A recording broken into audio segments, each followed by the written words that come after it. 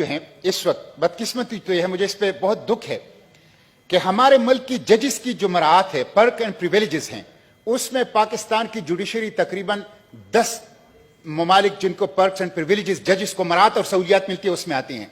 और इंसाफ की फराहमी में हमारी जुडिशरी का नंबर है 124वां। मुझे हैरत होती है, ये अफसोस की बात यह है कि जजेस की मराहत और सहूलियात में पाकिस्तान 5 और 10, पहले 10 ममालिक पे है दुनिया में, और इंसाफ की फराहमी में पाकिस्तान 124वीं नंबर पे है।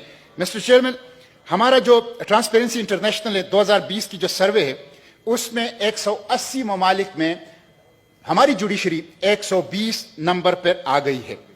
और हमारी जजेस की तनख्वाहें इतनी ज्यादा हैं कि एक जज की पेंशन जो है वो 6 और 7 लाख हैं।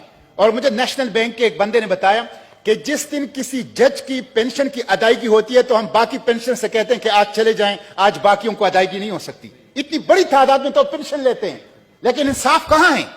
मराहत है, सहूलियात हैं, तनख्वाहें हैं, पेंशन है, प्रोटोकॉल है, लेकिन 2.1 मिलियन पेंडेंसी है और कोई इंसाफ लोगों को नहीं मिल रहा।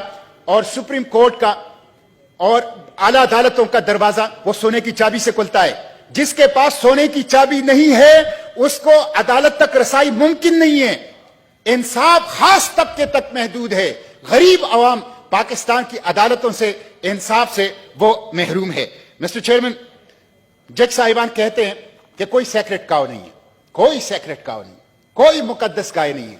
लेकिन मैं जज साहिबान से पूछता हूं, जब ये पेंडेंसी है, जब आप लोगों की कारकर्दगी ये है, तो क्या कंटेम्प्ट ऑफ कोर्ट की आड़ में आप लोग सेक्रेट काव तो नहीं बने हुए? कंटेम्प्ट ऑफ कोर्ट की आड़ में, तौहीन अदालत की आड़ में क्या हमारे आला अदलिया और हमारे जस्टिस साहिबान वो खुद सेक्रेट काव तो नहीं बने? अगर उनका कोई अकाउंटेबिलिटी का निजाम है, अगर कोई उनका खुद एहतसाबी का निजाम है, अगर उनके खुद कोई जायजा और परफॉर्मेंस को गेज करने का निजाम है, तो फिर 2.1 मिलियन मुकदमात पाकिस्तान की अदालतों में क्यों हैं? इसलिए मिस्टर चेयरमैन, ये एक बहुत बड़ा इशू है और मुझे तो हैरत है। मैं जज साहिबान से कहता हूं, आप लोग सियासत में तो मुलविस होते हो, आए दिन वाकयात आते हैं, जैसे आज भी हमारे सेनेटर तारड़ साहब ने एक बात की। आप लोग जो हैं बहुत से इशू के ऊपर सोमोटो चीजें तो लेते हैं, लेकिन ये इंसाफ की फराहमी के ऊपर आप डैम बनाते हैं और मुख्तलिफ चीजों के ऊपर जो आपका काम ही नहीं है उसकी तरफ जाते हैं। लेकिन जो आपका बुनियादी काम है पाकिस्तान के अवाम को इंसाफ फराहम करना, उस इंसाफ की फराहमी अभी तक क्यों मुमकिन नहीं हो सकी है? और दिन ब दिन पाकिस्तान में यह पेंडेंसी जो है वो क्यों बढ़ रहा है? कौन सा माफिया है जिसको अदालतों ने पकड़ा है? आप पानामा पेपर्स का, आप पेंडोरा पेपर्स का, आप चीनी माफिया का, आप पेट्रोल माफिया का, आप इस तरह की माफियास को देख के कौन सा माफिया है जिसको हमारे अदालतों ने एक्सपोज किया है, जिनके एहतसाब किया है और जिनको जो जुल्म उन्होंने अवाम के साथ किया है उनका उनके साथ हिसाब किताब हुआ है। इसलिए मिस्टर चेयरमैन, ये एक बहुत बड़ा इशू है और हमें इस हाउस को इसके ऊपर मैं कुछ तजावीज भी देता हूं। जैसे कि मैं हर चीज, एक तो ये है कि ये जो खाली असामियां हैं इसको पूरी तौर पर पुर किया जाए, फौरी तौर पर पुर किया जाए। 10 मिनट मुझे बोलने का मेरे ख्याल में हक है अपने मोशन के ऊपर। प्लीज आप बोलें जी, प्लीज। ठीक है, तो मैं ये अर्ज कर रहा हूं कि जो खाली पोस्ट पड़ी हैं जजेस की तकरीबन 1048, एक तो इसको पुर किया जाए और जजेस की तादाद बढ़ाई जाए। जजेस की तनख्वाहों को आधा करके उनसे आधे नए जजेस भर्ती किए जाए।